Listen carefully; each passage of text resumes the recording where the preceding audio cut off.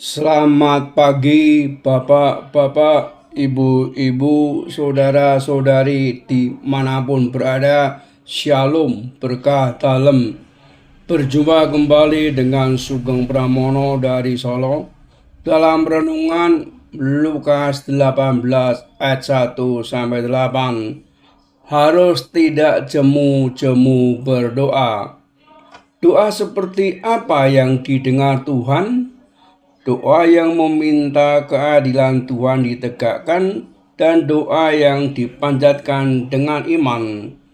Doa demikian adalah doa yang sesuai dengan karakter Allah. Tuhan Yesus memakai perumpamaan hakim yang lalim yang akhirnya mengabulkan permohonan keadilan seorang janda. Sungguh menarik karena tokoh hakim yang antagonis ini dipakainya menjadi figur pembanding Allah yang adil. Di kesempatan lain, Tuhan Yesus pernah membandingkan Allah dengan Bapa di dunia ini dari sisi positif. Kalau Bapa di dunia tahu memberinya yang baik kepada anak-anaknya, apalagi Bapa di surga pasti memberikan terbaik. Dalam perumpamaan ini, sang hakim lalim mengabulkan permohonan si janda bukan karena hakim ini memang adil dan membela hak orang tertindas. Hakim ini bertindak karena tidak mau disusahkan oleh si janda yang rebel. Sebenarnya yang diminta janda adalah haknya. Menjadi janda pada masa itu memang merupakan hal terburuk yang dialami seorang wanita. Ia tidak memiliki hak apapun dalam masyarakat matrilineal. Tidak ada keluarga yang melindunginya. Bagi keluarganya sendiri, kan sejak ia menikah, ia bukan lagi anggota keluarga orang tuanya maupun keluarga almarhum suaminya, karena menganggap bahwa dengan kematian sang suami, sang janda bukan lagi bagian apalagi kewajiban mereka. Hanya kepada satu orang saja si janda bisa berpaling, yaitu pada hakim yang berkewajiban membela hak-hak janda.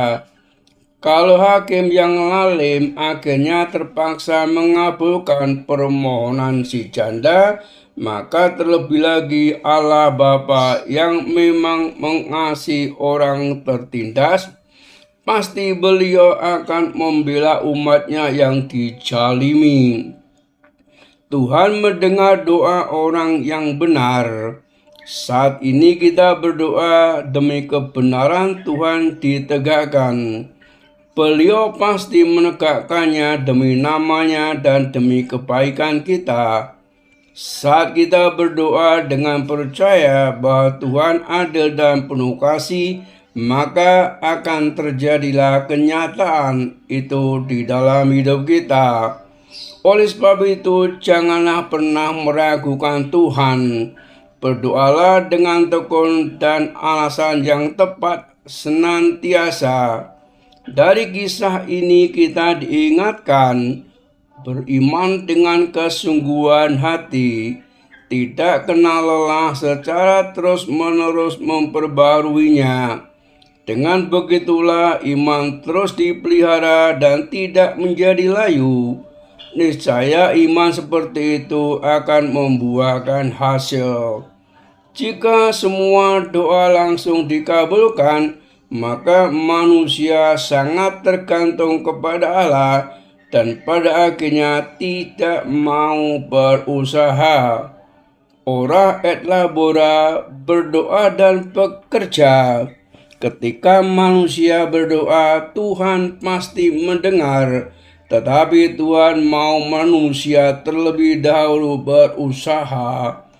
Dengan berusaha manusia akan terbiasa dengan perjuangan dan kesulitan.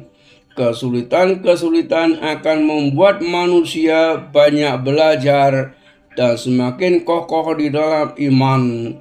Doa dan usaha akan membuat manusia semakin bertumbuh di dalam iman dan semakin dikuatkan di dalam berbagai hal.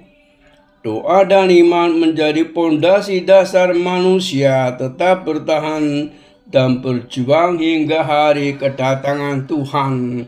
Manusia yang berdoa dan tetap setia bertahan, sekalipun doanya belum dikabulkan, mereka inilah yang kelak akan ditemukan Tuhan tetap setia di dalam iman. Sejauh manakah aku bertekun di dalam doa ketika doaku belum dikabulkan? Salam dan doa. Tuhan memberkati. Amin.